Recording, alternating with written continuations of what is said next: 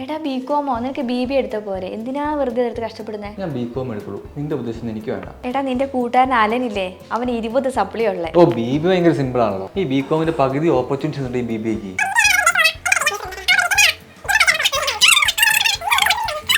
അവൻ സപ്ലി ഇവിടെ നമുക്ക് സിസ്റ്ററോട് ചോദിച്ചു നോക്കാം. സിസ്റ്റർ പറയും BBA നല്ലതെന്ന്. സിസ്റ്റർ BBA ആണോ ബികോം ആണോ നല്ലത്? BBA എടുക്കുന്നതും ബികോം എടുക്കുന്നതും നല്ലതാണ്. പക്ഷേ ഈ കോഴ്സുകളെ കുറിച്ച് നമ്മൾ മനസ്സിലാക്കിയിരിക്കണം. +2 ഏത് സ്ട്രീം എടുത്താലും BBAക്കും ബികോമിനും അഡ്മിഷൻ കൊടുക്കുന്ന കോളേജുകളുണ്ട്. ഈ +2 മാത്സ് എടുത്തവർക്ക് മാത്രം ബികോമിന് അഡ്മിഷൻ കൊടുക്കുന്ന കോളേജുകളുണ്ട്. ഫൈനാൻസിങ്, ടാക്സേഷൻ, അക്കൗണ്ടിങ് മേഖലയിലേക്ക് പോകാൻ താല്പര്യമുള്ളവർ ബികോം കോഴ്സുകൾ എടുക്കുക.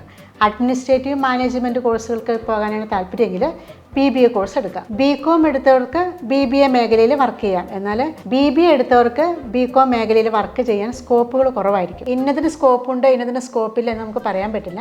നമ്മുടെ താല്പര്യം അനുസരിച്ച് കോഴ്സുകൾ കണ്ടെത്തുക. മനസ്സിലായോടാ?